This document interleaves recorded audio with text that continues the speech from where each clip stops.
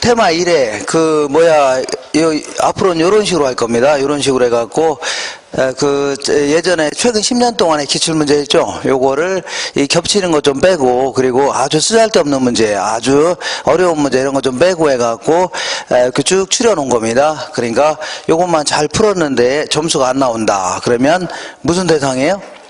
연구 대상입니다. 연구. 저기 대전에 가면 대덕 연구단지가 있는데 거기에 보내봐야 됩니다.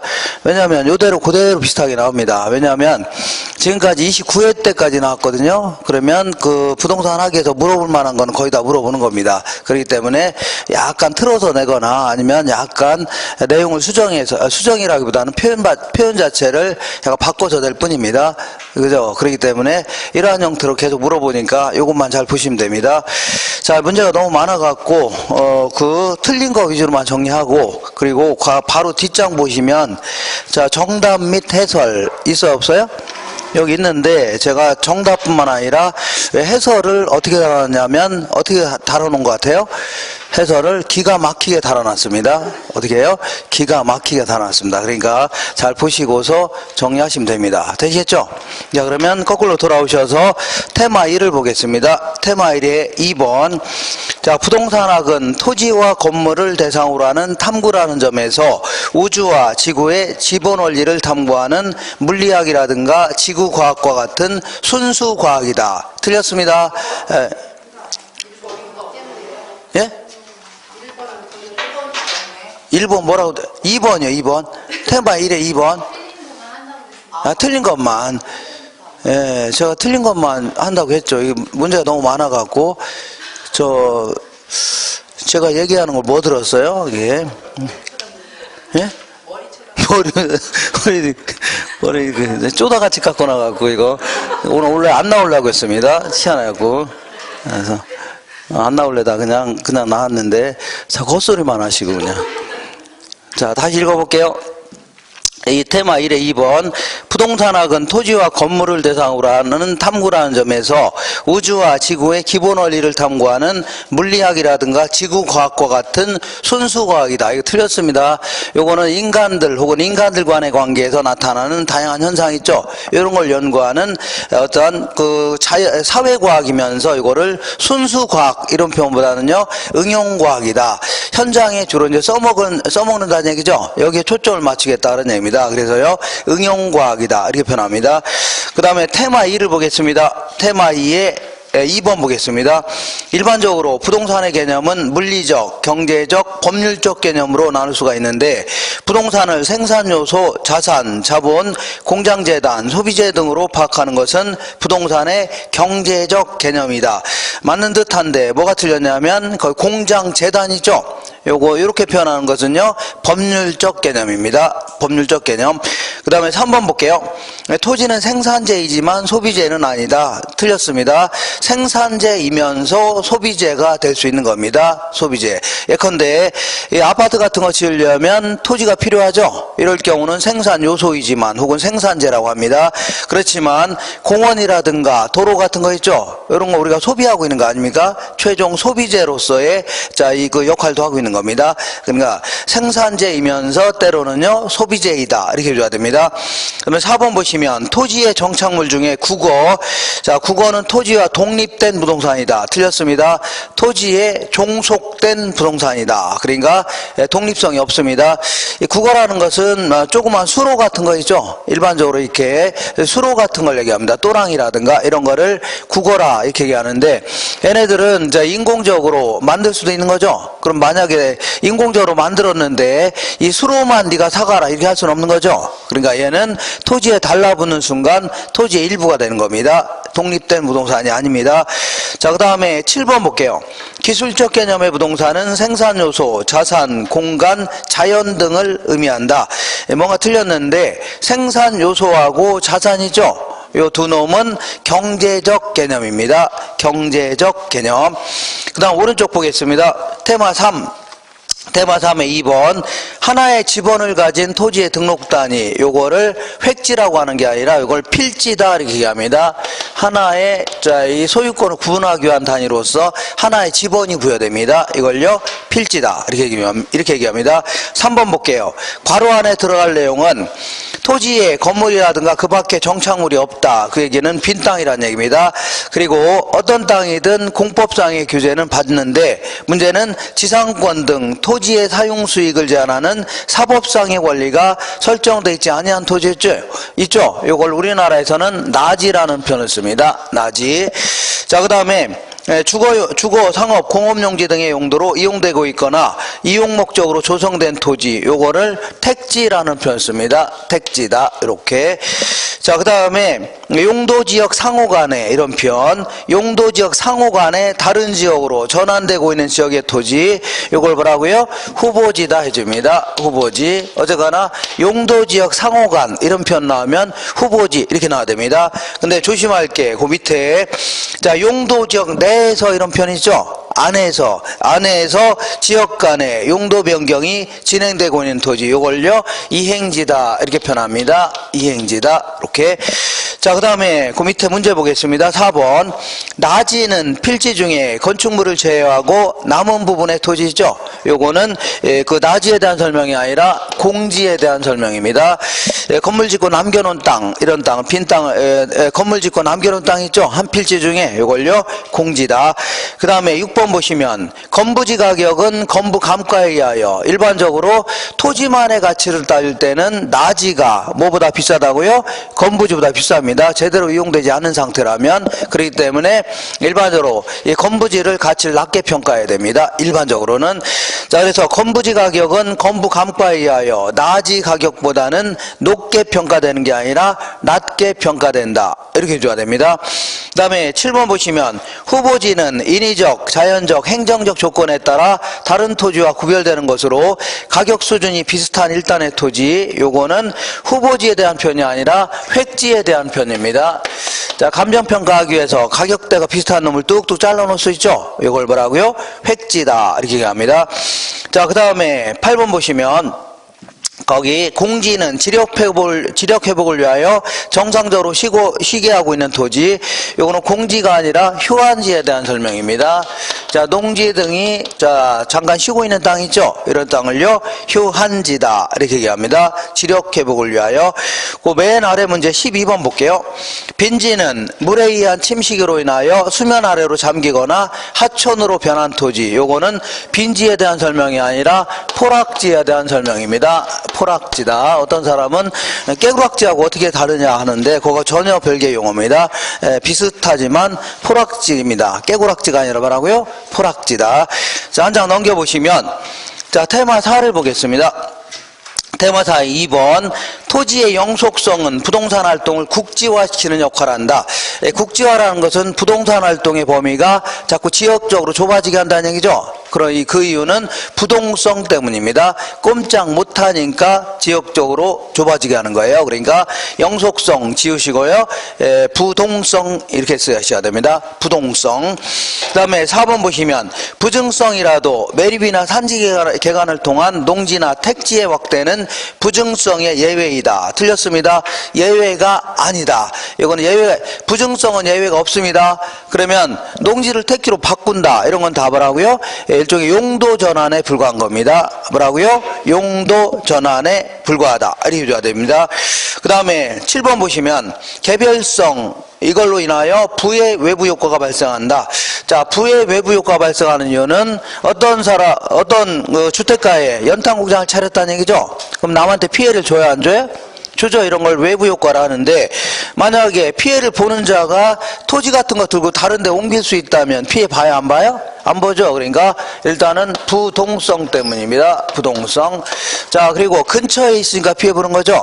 그래서 인접성, 그러니까 부동성과 인접성 때문입니다. 외부 효과가 발생하는 이유는요, 부동성과 인접성 때문이다. 그 다음에 8번 보시면 토지의 집약적 이용과 집약적 이용은 나중에 할 겁니다. 이번에 3, 4할 때를 할 건데 한정된 토지에다가 노동자본을 많이 투입하겠다는 얘기죠. 다시 말하면 층수를 많이 올리겠다. 있다. 이런 거를요, 집약적 이용이다. 그리고 토지 부족 문제의 근거다. 이런 표현 나오면 답을 하고요. 영속성이 아니라 부증성입니다. 부증성. 토지를 새롭게 늘릴 수가 없죠. 그러니까 서로 이용하려다 보니까 가격 자체가 계속 올라갑니다. 자, 그리고 또한 토지 부족 문제의 근거, 이거는 부증성에서 비롯되는 겁니다. 10번 볼게요. 영속성으로 인하여 부동산 활동을 임장 활동화시키며 감정평가 시 지역 분석을 필요로 한다. 임장 활동이 뭐예요? 현장에 직접 임해서 직접 가서 확인하는 거죠. 이런 임장 활동하는 거 아닙니까? 그럼 물건을 직접 보고서 갖다 놓고 거래할 수 있다면 이런 건 불필요하죠. 그러니까 꼼짝 못해서 그런 겁니다. 부동성 때문입니다. 부동성. 그 다음에 그 밑에 11번에 영속성으로 인하여 일몰일가의 법칙이 배제된다.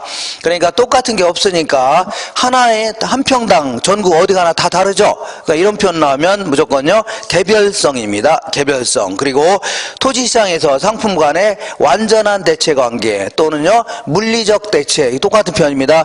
똑같은 것끼리 맞바꿀 수가 없다는 얘기죠. 왜냐하면 똑같은 게 없기 때문에 그렇습니다. 없으니까. 그러니까 완전한 대체관계 혹은 물리적 대체관계가 제약된다. 이렇게 해줘야 됩니다. 그 다음에 16번 보시면 토지 지하에 관한 권리 하나인 광업권은 토지 소유자의 권리로 인정된다가 아니라 인정이 안 됩니다. 그러니까 이 광물은 누구 소유라고요? 국가 소유입니다. 그렇기 때문에 이걸 캐낼 수 있는 권리를 광업권 해주는데 요거를 애초에 누가 갖고 있다고요? 국가가 갖고 있는 겁니다. 국가. 그러니까 요거는 개인의 소유를 인정하지 않습니다. 그죠? 이렇게 해서 정리하시면 됩니다. 자, 이렇게 해서 자, 전 시간에 이런 얘기를 했는데 어떻게 좀 기억이 좀 나시나요? 전혀 생소한가요? 많이 나시죠? 이렇게. 자, 오늘은 어디를 할 거냐면 오늘은 이제 그 경제론이라는 걸 공부할 겁니다. 경제론. 자, 어디를 볼 거냐면요. 자, 16페이지.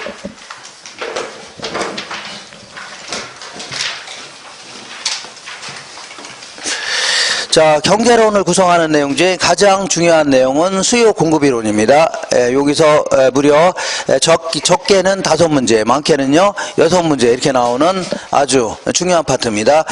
자, 요걸 잘 정리해 두실 필요가 있는데, 이 중에서 어쨌거나 이 수요 공급이론은 어떤 경제 현상을 이제 그래프로 가지고 분석해 보겠다 그런 얘기입니다. 그래서 요거는 알프레도 마샬이라는 사람이 최초로 이런 식으로 분석하기 시작했던 겁니다. 그래서 지금까지도 이러한 형태로 자, 이 경제학을 이제 연구하고 있습니다. 이렇게 해서 이쪽에다가는 가격 해서 영어는 프라이스 해줍니다. 자, 약속하는 겁니다. P 해주면요 가격이다.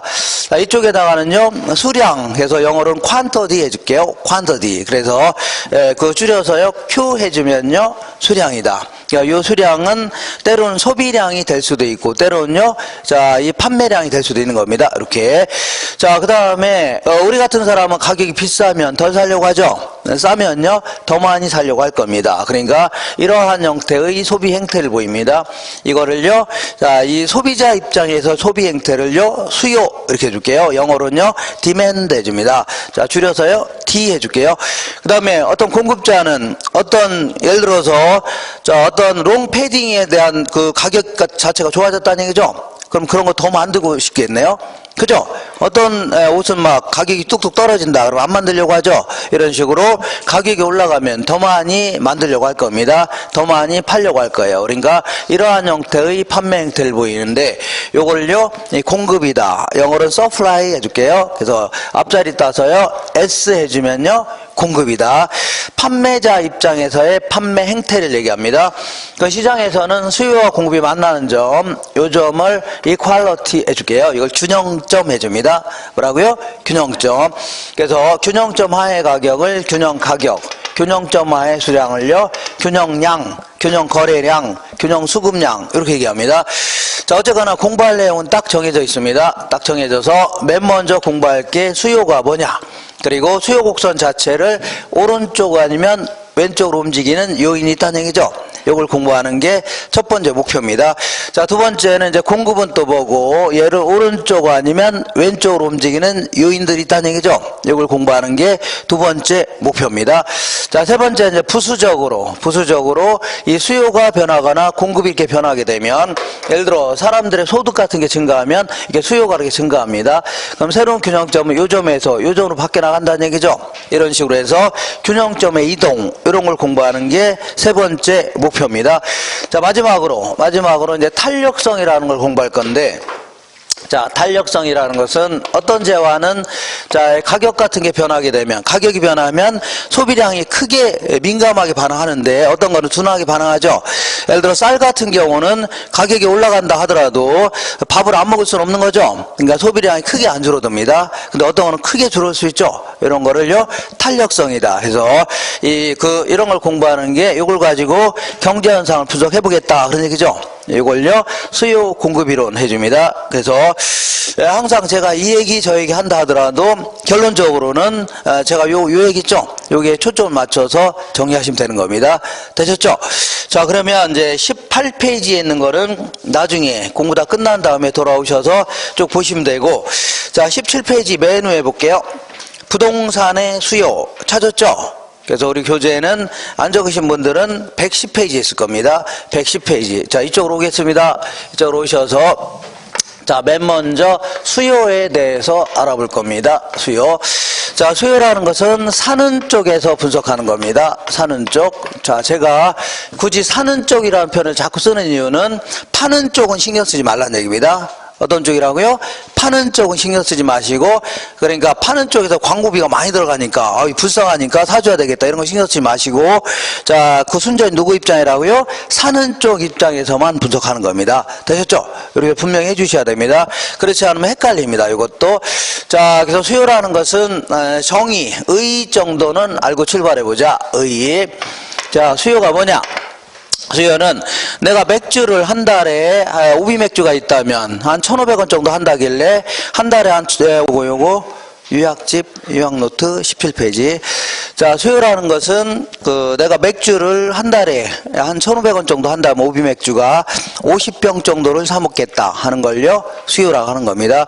그럼 이걸 굳이 써보겠습니다. 수요라는 것은 일정 기간 동안에 어떤 재화가 있는데 재화의 가격 수준에서 자, 얼마 정도를 구매하고자 한다. 구매하고자 하는 수량이다. 자, 그리고 서비스 같은 경우에 교육이라든가 의료 서비스 이런 것들을 수량하면 곤란하겠네요. 욕구다 이렇게 해줘야 되겠네요. 어느 정도의 의료 서비스를 받고자 하는 욕구다 이런 표현이 낫겠네요. 자, 이렇게 해서 요걸 다시 한번 좀 펼쳐보겠습니다. 자, 내가 맥주를 50병 사 먹겠다, 30병 사 먹겠다. 이거는 정확한 표현이 아니라는 얘기죠. 왜냐하면 하루에 50병인지 한 달에 50병인지 알 수 없는 거죠. 그러니까 말하려면 똑바로 해야 됩니다. 한 달에 50병 사 먹겠다. 아니면요 하루에 5병 사 먹겠다 해줘야 되죠. 이런 식으로 기간을 좀 명시할 필요가 있습니다. 이걸요 유량 변수다. 영어로는 일정 흐름, 기간을 나타내는요 flow 이렇게 표현합니다. 그 다음에 이제 구매하고자 하는 수량이다. 이 표현 자체가 약간 좀 정확히 이번에 한번 이해하려고 노력해 보세요. 항상 이걸 기억하셔야 됩니다. 요거는 수요는 파는 쪽은 신경 쓰지 말라고 했죠. 순전히 누구 입장이라고요? 사는 쪽에서만 신경 쓰는 겁니다. 사는 쪽에서. 예컨대 그 밑에 있는 그림처럼 어떤 아저씨가 있는데 아저씨가 여기다 감을 잔뜩 갖다 놓고 팔고 있습니다. 감. 자, 그래서 아저씨는 이제 판매자고 그 다음 지나가는 아줌마가 이걸 구입하려고 하는데, 자, 어쨌거나 감을 잔뜩 갖다 놓고 이제 팔고 있습니다. 이렇게. 그러면 모든 사람들은 전부 다 합리적이고 경제적 인간을 가정합니다. 합리적이고 뭐라고요? 경제적. 합리적이라는 얘기는 이성에 부합된 행동이죠. 요거 하는 사람들을 합리적 인간이다 이렇게 해주고, 그 다음에 또라이가 아니라는 얘기입니다. 그리고 경제적 인간이라는 것은요 어떤 우리가 어디 가서 손해 보려고 해요, 안 해요? 안 하죠. 그러니까 시장 가서 돈을 깎으려고 하지 일부러 더 주고 이러진 않을 겁니다. 이런 걸 답을 하고요 경제적 인간이다 이걸 가정하면서 아줌마는 가능하면 요 밀감이 아니라 감을요 가능하면 돈은 조금 주면서 감은 잔뜩 가져가려고 할 겁니다. 그렇잖아요? 근데 아저씨는 뭐 남는 게 있어야 장사하는 거죠. 그러니까 알게 모르게 돈은 좀 많이 받으면서 감은 덜 주려고 할 겁니다. 예를 들어서 아저씨는 만 원에 자 7개를 팔려고 합니다. 7개. 근데 아줌마는 8,000원에 10개를 달랍니다. 자 그러면 이런 식으로 하게 되면 거래가 성립돼요? 안 돼요? 안 되죠? 거래가 안 될 거 아닙니까? 그러면 아줌마는 씩씩거리면서 갈 겁니다. 뭐 이렇게 비싸? 아니면 이렇게 조금밖에 안 줘? 하면서 가겠죠? 그러면 아저씨가 이거 굳이 팔고자 한다. 그러면 아줌마를 불러야 될 겁니다. 불러서. 그러니까 집에까지 끝까지 가셨으면 그때는 거래가 성립이 안 되는 겁니다. 근데 굳이 팔고자 한다면 부르겠죠? 그러면 불러서 에이 왜 그러세요? 그 감을 한 개 더 드릴게요. 아니면 1,000원 깎아 드릴게요. 이렇게 할 수 있죠. 그러면 이 아줌마가 오케이 한다면 거래가 이루어진다는 얘기죠. 그죠? 이렇게 해서 최종적으로 몇 개를 구입할 겁니다. 그죠? 근데 지금은 아줌마하고 아저씨가 가격과 수량이 절충돼서 최종적으로 거래된 금액을 얘기하는 게 아닙니다. 최종적으로 구입한 수량이 아니라 순전히 누구 입장이라고요? 아줌마 입장에서. 누구 입장이라고요? 아줌마 입장에서 이 정도 가격이라면 이만큼 사겠다는 얘기입니다. 왜 그러냐면 자신의 소득 수준이라든가 선호도 같은 거 있죠? 이런 거 감안해서 이 정도 가격이라면 그럼 사겠다. 이 정도 가격이라면 그럼 사겠다 하면서 의도된 수량을 얘기하는 겁니다. 그러면 거꾸로 한다면 매도자는 아저씨는 아줌마하고는 상관없이 이 사람들도 자 시장에서 띄운 가격이 있어 없어요? 농산물 시장에서? 있죠. 그럼 거기다 적정한 이유를 포함해서 이 정도 가격이라면 이만큼 팔겠다는 얘기입니다. 이 정도 가격이라면 이만큼 팔겠다. 이렇게 해서 의도된 수량을 얘기하는 거지. 얘랑 가격과 수량이 절충돼서 최종 구입한 수량을 얘기하는 게 아닙니다. 그러니까 요거는 이 순전히 누구 입장이라고요? 아줌마 입장에서 자 구매하고자 하는 의사를 얘기하는 겁니다. 그렇기 때문에 사려는 의사를 얘기한다. 그래서 이거를요 사전적 개념이다 이렇게 표현합니다. 그리고 이 아줌마는 요즘에 돈도 하나도 없는데 맨날 라면만 먹고 있는데 지나가는 그 제네시스 승용차를 딱 보더니 저거 사겠다 한다고 살 수 있나요? 못 사는 거죠. 그러니까 자 시장에서의 실질적인 소비량이 결정되려면 구매력을 갖추고 있어야 됩니다. 자 돈을 가지고 있으면서 현금을 가지고 있으면서 뭘 사겠다 이렇게 나와야 되는 거죠. 그죠? 이걸요 유효 수요다리 해줍니다. 유효 수요. 자, 그래서 수요라는 것은 일정 기간 동안에 어떤 재화를 자 살려는 의사도 있어야 되지만 때로는 뭐라고요? 때로는 아니라 사고자 하는 능력이 있죠. 이런 게 있을 때 실질적으로 소비량이 결정되는 겁니다. 그럼 이 얘기를 조금 자세히 알아볼게요. 그 밑에 보시면 이 경제 현상을 분석하기 위한 각종 변수들에는 일정 기간을 명시해야만 분명해지는 그런 경제 변수가 있죠. 이걸 뭐라고요? 유량 변수다. 영어로는요, 이 플로우 이렇게 얘기합니다. 예컨대 그 남양주 지역의 인구가 68만 3,325명이 죄송합니다. 무슨 얘기하는 거냐면 자 어떤 사람이 어떤 아줌마가 동네 아줌마들 불러놓고서 자 우리 남편 급여가 1,000만 원입니다. 이렇게 있다는 얘기죠. 그러니까 동네 사람이 굉장히 부러워했습니다. 근데 알고 봤더니 부러울 게 있어 없어요? 없죠. 그러니까 자 이게 월급이 아니라 뭐 했다는 얘기예요? 연봉이었다는 얘기입니다. 그러니까 말을 하려면 똑바로 해야 되죠. 그러니까 1년 동안의 급여가 얼마다 아니면 한 달간의 급여가 얼마다 이렇게 해줘야 되는 거죠. 이런 걸 답을 하고요.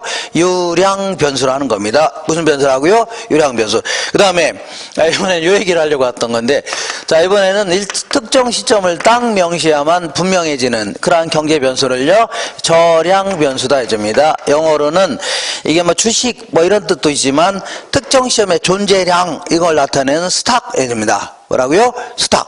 자 그래서 아까 얘기한 대로 아까 얘기하려다 말은 거 남양주 지역의 인구가 68만 3,325명이다. 이런 표현은 잘못된 표현이죠. 왜냐하면 인구는 계속 변해야 안 변해요?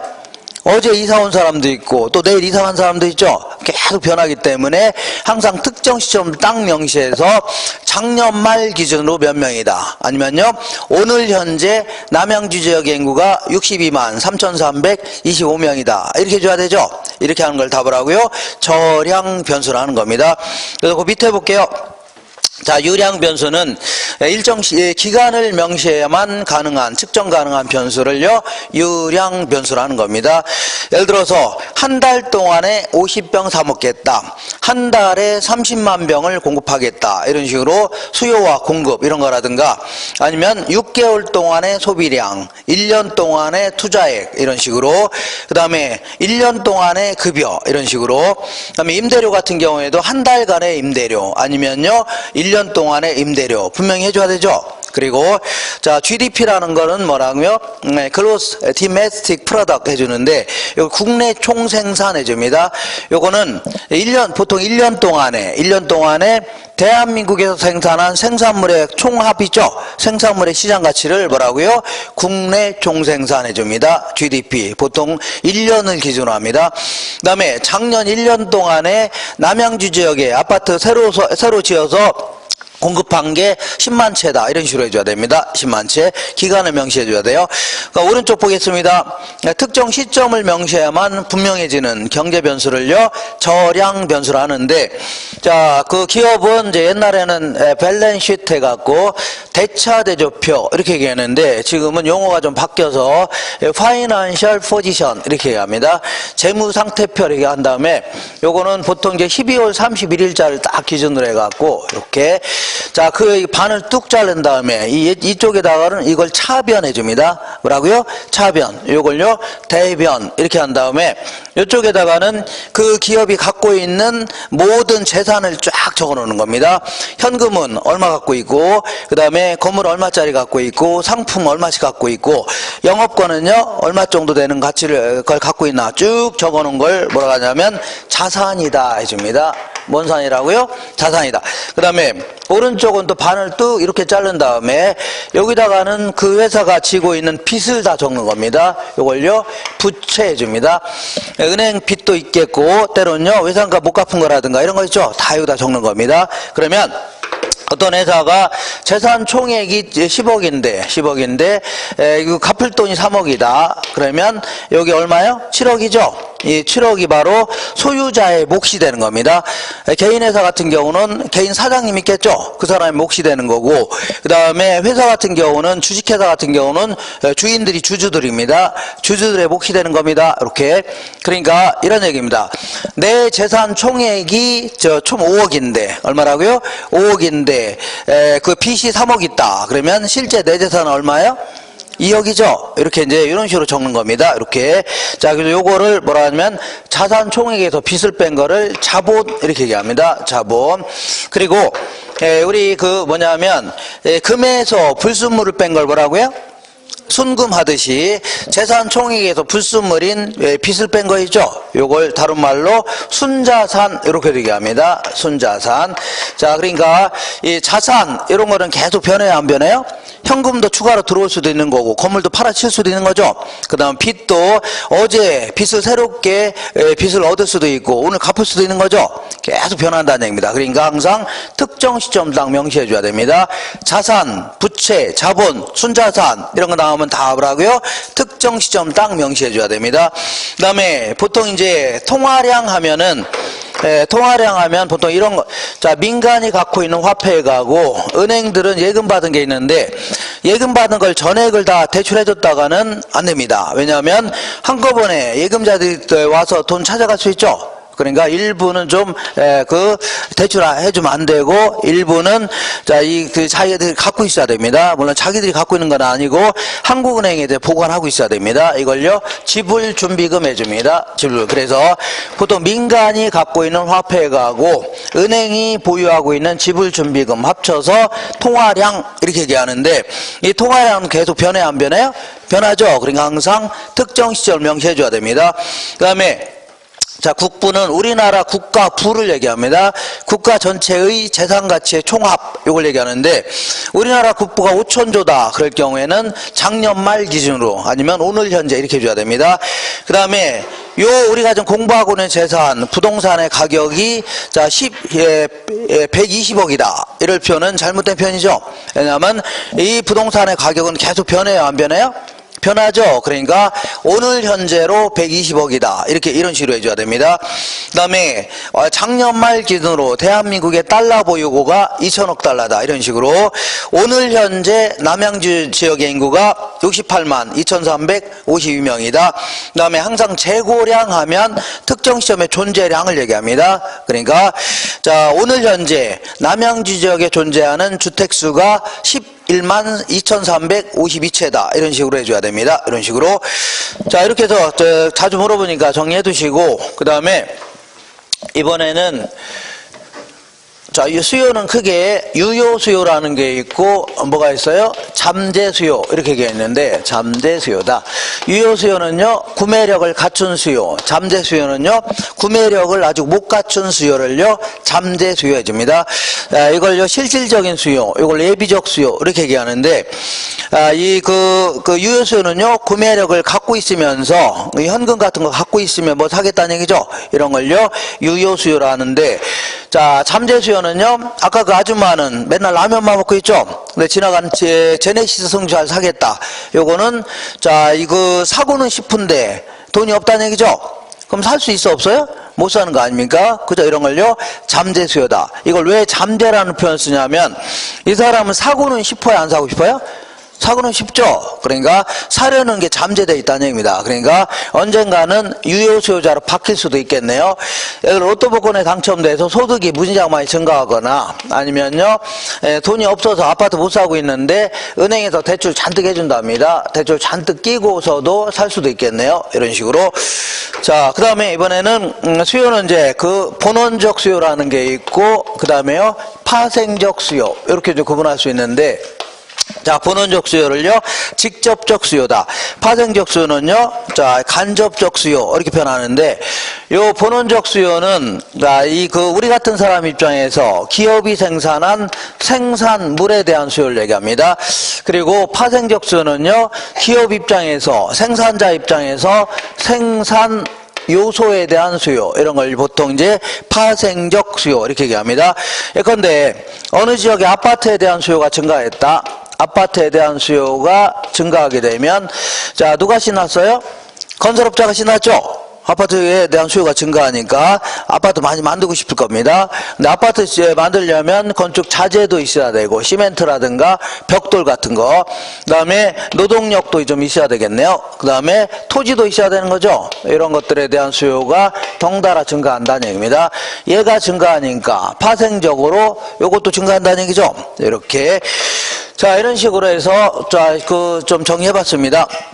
그래서 이 파생적 수요는 요번에 이제 다다음 주 정도에 이 지대로라는 거 공부하면서 토지 시장이라든가 노동 시장을 좀 분석할 때 좀 써먹고 자 우리가 일반적으로는 보통 이제 기업이 생산한 오비 맥주라든가 아니면 대림 아파트 이런 거에 대한 수요를 주로 공부할 겁니다. 본원적 수요를 공부할 것이고 시장에서는 반드시 유효 수요만이 실질적인 소비량이 결정됩니다. 이렇게. 그리고 우리는 수요 공급을 얘기할 때는 일반적으로는 일반 경제학을 얘기할 때는 다 유량 변수로 설명합니다. 뭘로 설명해요? 유량. 근데 제가 다음 주에 이 시장론을 공부할 때 예외적으로 주택시장을 분석할 때는 기존에 있는 주택을 가지고 분석하기도 하고 새로 지어서 만들어 팔기도 한다는 얘기죠. 이런 식으로 생산기간이 굉장히 길기 때문에 때로는요 주택시장 같은 거 분석할 때는 저량으로 설명하는 경우도 있습니다. 예외적으로. 알겠죠? 이거는 예외적인 거고 일반적으로는 다 뭘로 설명한다고요? 유량으로 설명한다. 이렇게 정리하시면 됩니다. 자, 그럼 지금부터 이거 지울게요. 지우고 이제 수요 함수에 대해서 알아보겠습니다. 자, 어떤 함수라고요? 수요 함수다. 자, 여기다 적어보겠습니다. 수요 함수. 자, 수요 함수는 뭐 대단한 건 아니고 어떤 재화의 소비량에 영향을 주는 거를 쭉 나열했다 생각하시면 됩니다. 자, 예컨대 어떤 지역이 딱 있습니다. 지역에 딱 있는데 신도시 예정 지역입니다. 신도시 지역인데 자 여기에 이제 어떤 대림 아파트가 이제 대림 아파트를 좀 짓고 있습니다. 대림 이 편한 세상. 그래서 요건 저 갑이라는 사람이 이제 요걸 구입하려고 하는데 1억을 갖고 있습니다. 그래서 대출 좀 끼고서 이제 요걸 딱 구입하려고 합니다. 이렇게. 그러면 이제 대림 아파트를 X제 이렇게 해줄게요. 무슨 제라고요? X제. 자, 그리고 갑이라는 사람은 우리 주변에서 볼 수 있는 아주 보통 사람입니다. 자, 보통 평균적인 이런 사람입니다. 그래서 합리적이고 경제적 인간으로서 일반적인 사람입니다. 예, 이상한 또라이 이런 사람이 아니란 얘기죠. 이 사람이 여기다 대리마파트 구입하려고 하는데, 아까 Q가 아까 뭐라고 했어요? 수량이죠. 이 수량은 소비량 생각해 볼게요. 뭐라고요? 소비량. 그래서 X제는요, X제는 뭐예요? 대리마파트이죠. 그래서 대리마파트의 소비량에 영향을 줄 수 있는 것들을 쭉 한번 나열해 보겠습니다. 자, 갑이라는 사람 입장에서, 우리 같은 주변에 있는 보통 사람 입장에서 아파트를 좀 구입하려고 합니다. 대리마파트 짓고 있는다길래 아파트 좀 구입하려고 하죠. 그래서 구입량에 영향을 줄 수 있는 것들을 쭉 한번 나열해 보겠습니다. 자, 먼저 아까 P가 아까 뭐라고 했어요? 가격이다. X제의 가격, 대리마파트의 가격. 아파트 가격이 비싸면 평수 줄여야 되죠. 싸면요 평수 늘려 구입할 수 있네요. 이렇게 아주 크게 영향을 주는 겁니다. 소득 같은 거. 자, 갑이라는 사람이 대리에서, 예, 원래는 저기다가 25평을 구입하려고 했습니다. 원래는 몇 평이라고요? 25평짜리 딱 구입하려고 작정하고 있었는데, 올해 초에 이 사람이 대리에서 과장으로 승진했습니다. 그랬더니 회사에서 월급을 100만 원 더 준답니다. 앞으로. 그러면 자, 돈을 많이 버니까 돈을 많이 빌린다 하더라도 갚을 능력이 돼야 한대요? 되죠. 그러니까 더 큰 평수 구입할 수 있겠네요. 아주 크게 영향을 줄 수 있는 겁니다. 자, P가 아까 뭐라고요? 가격인데 주변에 있는 다른 재화의 가격. 예, 원래는 요 아파트를 구입하려고 했는데 어느 날 어디 갔다 오다 보니까 옆에다가 삼성 아파트도 이렇게 짓고 있는답니다. 이렇게. 자, 그래서 요거를 Y제 해줘 볼게요. 뭐라고요? Y제. 그래서 여기 현수막이 걸려 있어서 뭐 생긴 것도 비슷하고 같은 지역 내에 있고 해서, 예, 거의 내부 숙소도 거의 비슷하다는 얘기죠. 그래서 자, 그 전화해봤더니 현수막에 전화했더니 얘들이 그러는 겁니다. 얘들보다 훨씬 싸게 분양하고 있답니다. 훨씬 뭐라고요? 싸게 분양한답니다. 그럼 요거 살래다. 요거 살 수 있는 거죠? 영향을 미쳐요, 안 미쳐요? 미치는 겁니다. 지금 뭐 하는 거냐면 어떤 재화의 소비량에 영향을 주는 것들을 쭉 나열해 본 겁니다. 이번엔 금리라는 거 이자율을 얘기합니다. 원래 저기다가 25평을 구입하려고 했는데 갑자기 이번에 이제 계약 같은 거 하려고 하는데 금리가 무지하게 많이 올라갔습니다. 그러면 이 돈 벌어서 은행한테 다 줄 판이죠. 그죠? 그러니까 다른 쓸 돈이 없을 수가 있겠네요. 이것도 영향을 주시는 겁니다. 세금 같은 거 생각해 볼게요. 요번에 저기다가 대리마파트 구입하는 사람들한테는 취득세를 반만 받겠답니다. 그러면 세부담이 별로 없으니까 뭐 살 수도 있는 거죠. 이렇게. 그 다음에 이제 광고 같은 거. 자, 저녁 때 TV를 딱 저녁 먹고 TV 보고 있는데 대리마파트, 요 지역의 대리마파트 광고를 어떤 탤런트가 나와서 막 하는데 막 내비서도 아주 좋고 아주 멋지게 광고하고 있다는 얘기죠. 갑자기 사고 싶겠네요. 이런 것도 영향을 줄 수 있는 겁니다. 소비자 입장에서 예상, 앞으로 조 지역이 아파트 가격이 지금 올라간 건 아니고 올라갈 걸로 예상된다는 얘기죠. 올라간 건 아니고 뭐라고요? 올라갈 걸로 심리적으로 자 예상이 된다는 얘기죠.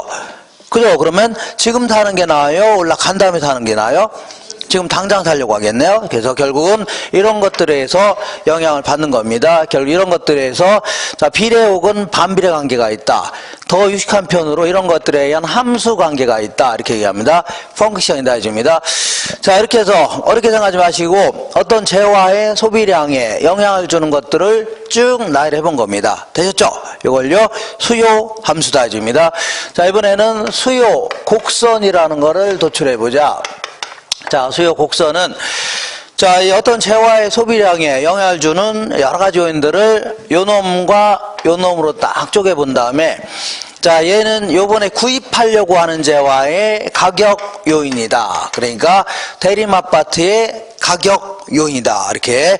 그리고 나머지는요, 대리마파트 가격 이외의 요인이다. 다 구분했죠?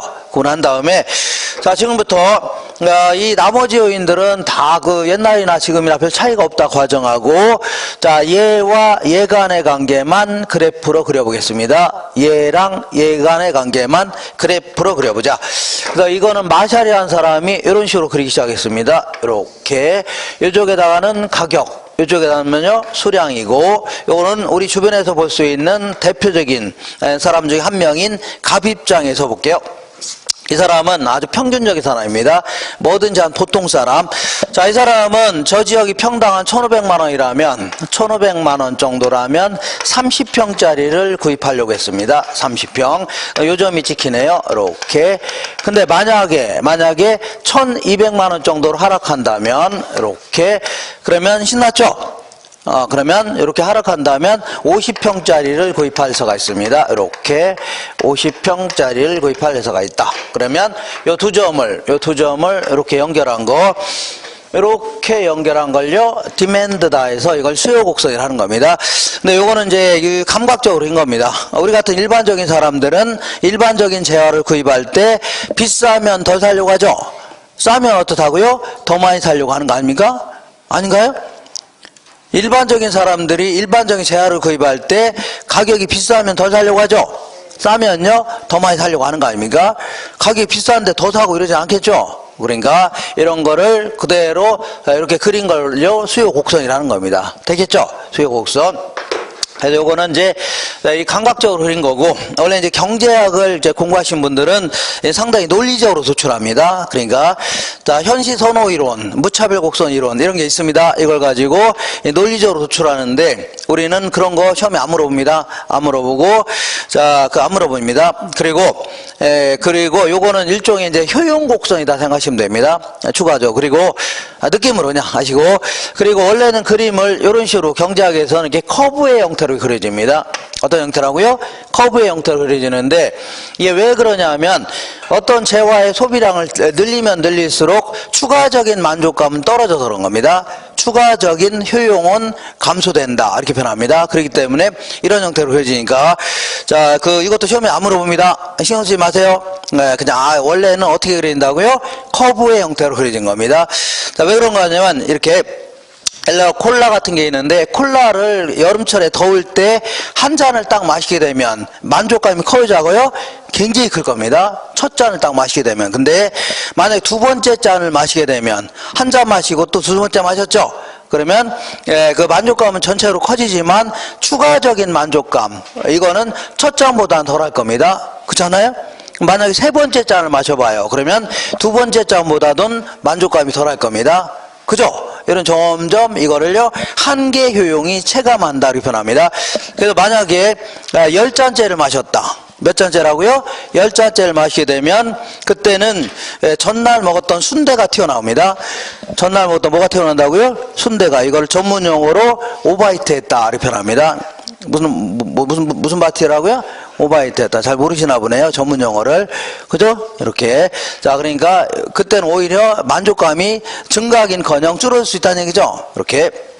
그러니까 이런 식으로 그려지는데 그걸 신경 쓰지 마시고, 자, 이거는 이제 수요에, 그래서 일반적인 제한은 그 일반적인 사람이 구입할 때는 비싸면 덜 사고 싸면요 더 많이 사죠. 이걸요 수요의 법칙이다 해줍니다. 무슨 법칙이라고요? 수요의 법칙은 가격과 수요량은 비례해요, 반비례해요? 비례한데, 죄송합니다. 반비례합니다. 왔다 갔다 하네요. 자, 가격과 수요량은 거꾸로 움직인다는 얘기죠. 비싸면 덜 사고 싸면요 더 많이 사려고 하는 겁니다. 반비례한다. 그러면 자, 이거 수요의 법칙이라 하는데, 이거의 예외라는 게 뭐예요? 예외는 가격이 이만할 때는 이만큼 사려고 했는데 가격이 올라가니까 더 많이 사려고 한다는 얘기죠. 이런 게 일종의 수요 법칙의 예외가 될 수 있는 겁니다. 그래서 요거는 우리 시험에서는 자세히 안 물어보니까 참고해 갖고, 기펜제는 열등제의 경우에 소득 효과가 대체 효과보다 큰 경우 있죠. 무슨 얘기인지 하나도 모르겠다. 그 다음에 베블렌 효과, 이렇게 해서 두 가지 정도 이렇게 그냥 문제에서 이 키펜지하고 베블렌 효과는요 수요 법칙의 예외다 이렇게 하시면 됩니다. 자세히 안 해도 돼요. 다만 이제 지금 제가 얘기하는 거 가볍게 들으시면 됩니다. 자, 베블렌 효과는 항상 제가 얘기하듯이 몇 번 얘기했지만, 서울에 이제 잘 나가는 이제 서울에 강남에 압구정동이 있는데, 여기 이렇게 생긴 게 뭐라고요? 딱 누가 보더라도 밍크코트 아닙니까? 딱 밍크코트 딱 이게 이제 중국에서 자 10,000원에 가져온 겁니다. 얼마에 가져왔다고요? 10,000원에 가져온 짝퉁 민크코트입니다. 그래서 요거를 얼마야? 짝퉁은 아닌지 모르겠지만 어쨌거나 요거를 10,000원에 가져와서 100,000원에 붙여서 팔기로 했습니다. 10만원. 그랬더니 거의 안 팔렸다는 얘기죠. 거의. 자, 그래서 거의 망하기 직전에 이 아줌마가 이 민크코트 이제 주인이 에라 모르겠다 술 잔뜩 먹고 와서 요거를 10만원이 아니라 1,000만원을 붙여봤습니다. 얼마라고요? 1,000만원. 그랬더니 막 주문이 들어온다는 얘기죠. 그죠? 서로 살려고 하는 거죠. 그죠? 이런 걸요, 이런 효과를 누가 얘기했냐면, 베블렌이라는 사람이 얘기했다 해서요, 무슨 효과라고요? 베블렌 효과다. 이 사람은 이름도 잘 지었다고 했죠? 왜냐하면, 배가 불러서 나타난 효과. 그래서 뭐라고요? 베블렌 효과다. 집니다. 배돼지에 뭐가 껴서요? 기름기가 껴서 나타난 효과를요, 배불렌 효과다. 일종의 과시성 소비해줍니다. 그러니까 돈이 많은 사람들은 아파트 싼 거 있죠? 똑같은 평소에도 안 사려고 합니다. 그래서 약간 화려하고, 막 내부셔도 좋고 있죠? 비싸고 이런 걸 더 많이 선호합니다. 왜냐하면 그런 거에서 살고 있어야 자기는 최상위 계층이다 하면서 과시하고 다닐 수 있는 거죠? 그잖아요? 이거 과시성 소비다. 그러니까, 자, 10만원일 때는, 뭐라고요? 얼마 안 살려고 하는데, 1,000만원 하니까 더 많이 살려고 하죠? 이런 게 일종의 수요 법칙의 요입니다. 집행제는 좀 잠시 후에 하기로 할게요. 지금 당장 할 겁니다. 요거부터 먼저 해야 됩니다. 자, 그러면 이런 거를 수요의 곡선이 우하향한다. 이렇게 표현합니다. 오른쪽으로 내려가는 모습 있죠? 이걸요, 우하향한다. 해주는데, 그러니까 무슨 얘기냐면 가격이 하락하니까 소비량을 늘리려고 하죠? 그죠? 그러면 어떤 사람이 저한테 왜 가격이 하락하면 소비량을 늘리려고 합니까? 이렇게 물어본다면 나는 뭐라고 얘기해요? 야, 임마, 싸니까 더 살려고 한다. 이렇게 간단히 얘기할 수 있죠. 근데 50년 넘게 이게 경제학을 강의하신 분들한테 이렇게 물어봤는데 나랑 똑같이 야, 이놈아, 싸니까 더 많이 살려고 해. 이렇게 하면은 아무래도 좀 품이라기보다는 좀 또 나랑 똑같은 사람이 되는 거죠. 그러니까 뭔가 논리적으로 설명할 필요가 있다. 그런 얘기입니다. 왜 사람들은 가격이 하락하면 소비량을 늘리려고 하고 거꾸로 가격이 올라가면 소비량을 줄이려고 하냐. 그런 얘기입니다. 자, 그래서 갑이라는 사람이 100만원의 월급을 받고 있습니다. 100만원. 그러니까 총각입니다. 100만원 딱 벌어갖고, 자, 이 사람은 이제 삼겹살 항상 10근은 꼭 사 먹습니다. 삼겹살 10근은 꼭 사 먹고, 그리고 남는 돈 가지고 다른 재화도 딱 구입합니다. 타재화도 구입하는데, 왜 삼겹살의 가격이 하락하면 소비량을 늘리려고 하냐, 그런 얘기죠? 그죠? 왜 그러냐면, 자, 이런 얘기입니다. 내가 한 10만원 들고서 어디로 갔어요? 이마트에 간 겁니다. 요 앞에. 이마트에 갔는데, 다른 재화 가격은 그대로인데, 삼겹살만 반값으로 떨어진 겁니다. 다시 할게요. 내가 이마트에 가서 삼겹살도 구입하고, 다른 거 구입하려고 갔죠? 삼겹살 한 근하고, 다른 재료를 구입하려고 갔는데, 삼겹살의 가격만 반값으로 떨어진 겁니다. 그죠? 그럼 이 사람 입장에서는 삼겹살에 비해서 다른 재화는 좀 비싸고, 삼겹살이 훨씬 싸진 꼴이 된 겁니다. 상대적으로. 무슨 얘기 하겠죠? 그래서 상대적으로 비싼 거를 덜 사고 그 다음에 싼 거를 더 많이 살 수 있죠. 본인이 한번 생각해 볼게요. 본인이 삼겹살 한 근하고 그 다음에 다른 걸 사려고 이마트에 갔는데 삼겹살의 가격이 반값으로 떨어진 겁니다. 그죠? 그럼 다른 거 덜 사고 삼겹살 한 5근 10근 더 살 수 있는 거죠. 그죠? 상대로 싸진 놈을 더 많이 막 사려고 한다는 얘기입니다. 그죠? 이런 식으로 이걸요, 대체 효과다. 이렇게 표현합니다. 무슨 효과라고요? 대체 효과다. 그 사람들은 상대적으로 싼 놈을 더 많이 사고 상대적으로 비싼 놈을요 덜 사려고 한다는 얘기죠. 이걸요 대체 효과다 입니다. 그리고 이번에 이렇게 볼게요. 이번 대체 효과는 없다고 치자. 없다고 치고 옛날이나 지금이나 똑같은 양을 소비한다고 치자. 삼겹살도 10근 다른 재화도 똑같은 양을 소비한다고 치자. 근데 삼겹살의 가격만 하락했죠. 그죠? 그러면 돈이 남아요 안 남아요? 자자자, 옛날하고 대체 효과는 없다고 치고 옛날하고 똑같이 삼겹살도 10근 사 먹고 다른 재화도 똑같은 양을 소비하는데 삼겹살의 가격이 떨어졌죠. 그럼 똑같은 양을 구입한다 하더라도 돈이 남아요 안 남아요? 남죠. 그러니까 이 사람 입장에서는 똑같은 돈으로 돈을 더 소득이 증가된 효과가 나타납니다. 뭐라고요? 소득이 증가된 효과가 나타나기 때문에 다른 재화가 됐든 해당 재화가 됐든 더 많이 소비하려고 하죠. 이런 거 뭐라고요? 소득 효과다 이겁니다. 무슨 효과라고요? 소득 효과. 그러니까 왜 어떤 재화의 가격이 하락하면 소비량을 늘리려고 하냐? 그거는요, 다른 재화에 비해서 상대적으로 싸졌기 때문에. 두 번째는요, 소득이 증가된 효과이기 때문이죠. 이렇게 소비량을 늘리려고 하는 겁니다. 알겠죠? 근데 자, 요거는 약간 어려운 얘기인데 나는 도저히 모르겠다. 그러면 살짝 요거는 가볍게 아셔야 됩니다. 아시고, 자, 지금 얘기하는 것은 무슨 얘기인지 잘 모르겠다. 그러면 그냥 느낌으로만 하시면 됩니다. 그러니까 조금 이따 다시 하겠지만 사람들은 소득이 증가하면 일반적인 재화는 소비를 늘리려고 합니다. 소득이 증가하면 일반적인 재화는 소비를 늘릴 수 있는 거죠. 근데 연탄 같은 경우 이런 것들은 소득이 증가하면 오히려 이런 거 더 사려고 하죠. 이거 열등제라는 겁니다. 뭐라고요? 열등제. 그러니까 일반적인 재화는 소득이 증가되기 때문에 소비를 늘리려고 하는 게 일반적인데, 어떤 재화는 열등제 같은 경우는 오히려 소득이 증가됐으니까 오히려 소비를 줄이려고 하죠. 그죠? 근데 소비를 줄이는데 대체 효과 때문에 늘어나는 효과보다는 소득 효과 때문에 줄이는 효과가 더 크다는 얘기죠. 이렇게 된다면 결국은 가격이 하락하면 소비량이 줄어들 수도 있겠네요. 오히려 이러한 재화를요, 기펜제라는 겁니다. 문제라고요? 기펜제. 아이고야 힘들어라. 어떻게 대충 감은 오시나요? 난 모르겠다. 그러면 수요 법칙의 예외도 있구나. 뭐가요? 베블렌 효과라든가 기펜제 이런 것들이 일종의 예외다. 이렇게 정리하시면 됩니다. 되셨나요? 이렇게. 자, 그다음 이번에는 자, 개별 수요 곡선과 시장 수요 곡선 알아볼게요. 자, 개별 수요 곡선과 얘는 뭐라 할까요? 시장 수요 곡선이다. 자, 개별 수요 곡선은요, 소비자 한 명 한 명의 수요 곡선. 시장은요, 시장 전체에서의 수요 곡선을 얘기합니다. 자, 이 가정해 볼게요. 가정. 저 지역에 대림 아파트 구입하려는 사람이 딱 2명밖에 없다고 가정해보자. 가정해보는 겁니다. 갑과 을밖에 없다고 가정해보자.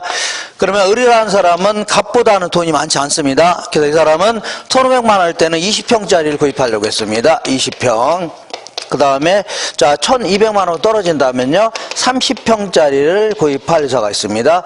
그러면 이렇게 두 점을 연결한 게 을이라는 사람의 수요곡선입니다. 그러면 시장에는 가정하기를 대림 아파트 살 사람이 2명밖에 없다고 했죠. 그럼 두 사람의 수요곡선 이렇게 합친 게 바로 시장 전체의 수요곡선이 되는 겁니다. 이렇게 볼게요. 시장 전체는 이렇게 그리면 됩니다. 수평적으로 합치면 됩니다. 자, 먼저 가격이 1,500만 원이라면 1,500만 원이라면 갑은 몇 평을 구입하려고 했어요? 30평. 을은 몇 평이라고요? 20평. 그 시장 전체에서는 한 50평 정도를 소비하려고 했네요. 이렇게. 그 다음에 1,200만 원 정도로 떨어진다면요 이렇게 갑은 몇 평이라고요? 50평. 을은요 30평. 합쳐서요 80평을 소비하려고 하네요. 시장 전체에서는. 그러면 이렇게 그려집니다. 그러면 이러한 형태로 그려지는 걸요 뭐라고요? 시장 전체의 수요곡선이라는 겁니다. 뭐라고요? 시장 전체. 근데 요거는 자 볼게요. 요거는 자 이 두 사람만 밖에 없다고 가정했는데 실제는 이거보다 훨씬 더 많겠죠. 이 사람의 수요곡선을 전부 다 합쳐야 되는 겁니다. 그리고 만약에 저 지역에 있는 아파트 전체에 대한 수요곡선을 그려라. 그러면 자 저기는 대림 아파트만 있는 건 아니죠. 삼성, 현대, 대우 다 있죠. 이거 다 살려는 사람의 수요곡선을 전부 다 합쳐야 되는 겁니다. 이거 되겠죠? 추상적으로 생각하시면 됩니다. 그러면 아마 이 수요곡선이 어디가 있어요? 저기 이쪽으로 뭐 나와요? 저거나 양평 나올 겁니다. 양평 가 있을 겁니다. 양평 아시나요?